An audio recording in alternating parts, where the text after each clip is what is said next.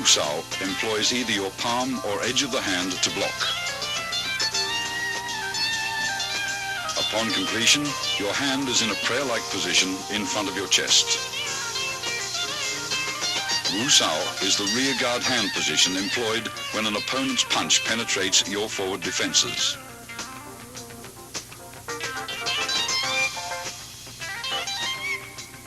It is employed either to block outward with the hand's edge or inward with the palm.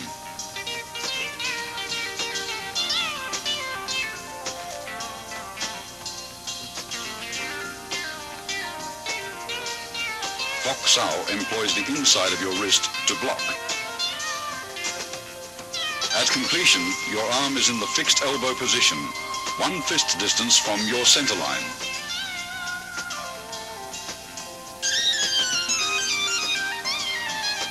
Fox Sao is important in sticking hands practice.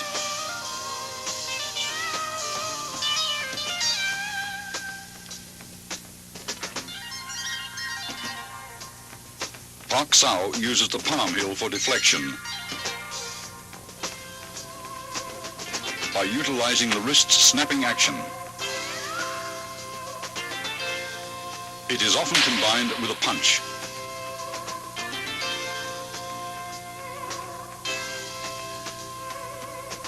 Jump Sao is an oblique downward chopping motion that employs the hand edge or forearm to block. Upon completion, the arm is in the fixed elbow position. The arm motion is slight, since the elbows stay close to the center line. Its effectiveness lies in body shifting.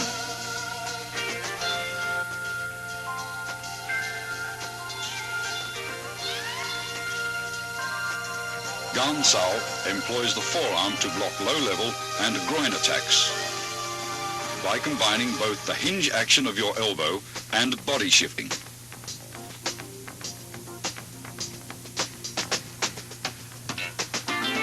It is usually used to block kicks.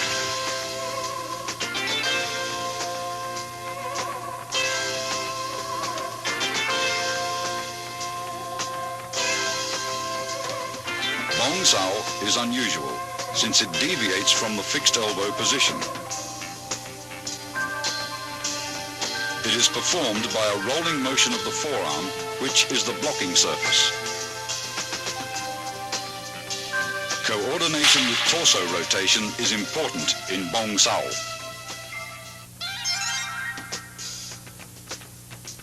Wing Chun kicks, used for either harassment or closing the fighting gap, always supplement the hands with fast and low direct strikes to the groin, knees or shins.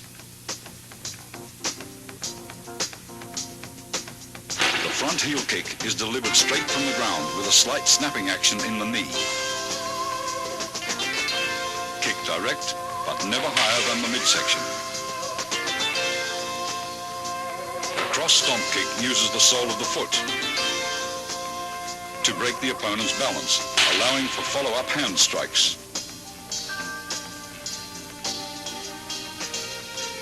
The low side kick is for stomping down with the heel or sole of the foot.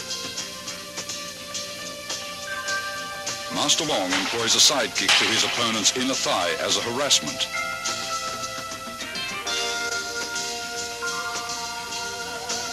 This is a cross stomp kick to side kick combination.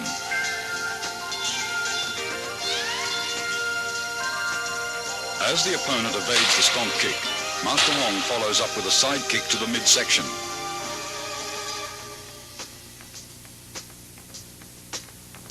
This is a front kick and leg trip combination.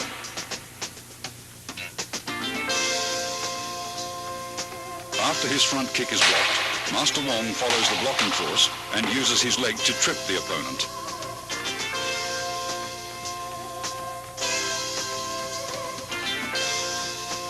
Wing Chun's basic stance is shoulder width or a bit wider.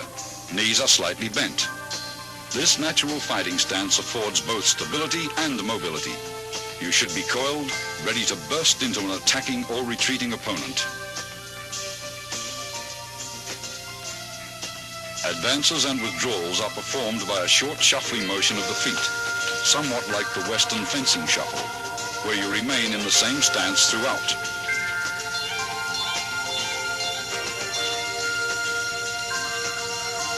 To advance, the front foot first steps forward about 6 inches, then the rear leg slides forward. To retreat, the rear leg steps backwards, then the front leg follows suit. When advancing, spring off the rear leg. When retreating, spring off the front leg.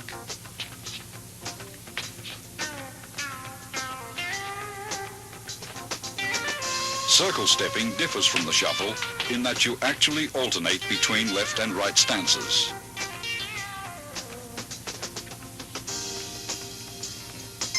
To advance, your rear foot slides forward using a circular motion, while the other foot slides up into a natural stance position.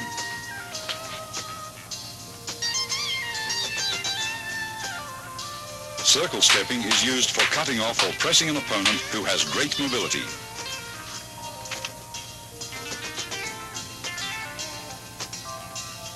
A wall bag filled with dried beans or sand is an essential training aid for developing power.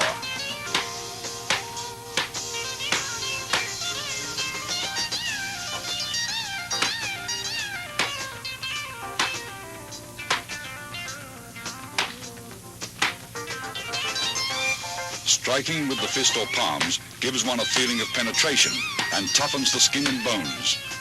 Train slowly and gradually.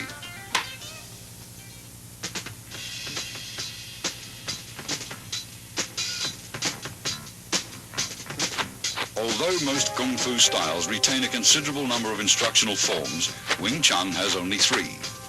Contained within these 3 forms, however, is the entire scope of the style's theoretical and technical knowledge. The first form, which is being demonstrated here by Master Wong, is called Siu Nim Tao, or the Little Idea form. Most of these movements would seem so simple and lacking in either speed or power that a novice might well wonder what relationship, if at all, they bear to actual combat. Regardless of appearances, Siu Nim Tao is the foundation upon which the entire Wing Chun system was built.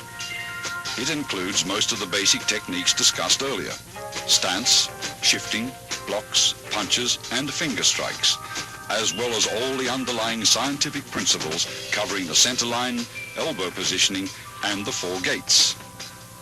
Performed slowly from a stationary stance, it permits the student to learn hand coordination on either side of the body. Before attempting to practice this form, first study carefully and thoroughly the previous section on Wing Chun's basic theories. Total familiarity with these all-important principles will greatly accelerate your learning process. Once you feel you understand all the basic concepts, begin practicing the footwork patterns, blocks, kicks, and strikes, first separately, then in combinations until you can execute them naturally and without any conscious effort. Now you are ready to learn Siu Nim Tao. To perform Siu Nim Tao correctly, you should practice a few movements at a time over and over until you feel comfortable with each motion. Continue on to the next set of movements only when you've absorbed completely the movements of the previous set. After having learned all the movements and in order to test your ability, try to run through the entire form in unison with Master Wong. If you succeed in accomplishing this without any hesitations or stops, proceed to the following sections on form applications. Remember, when practicing techniques with a partner, be careful not to injure him or her. Always exercise control. Once you've mastered the basic theories, basic techniques, Siu Nim Tao, and its applications, you're ready to advance to the next stage, or Chi Sao.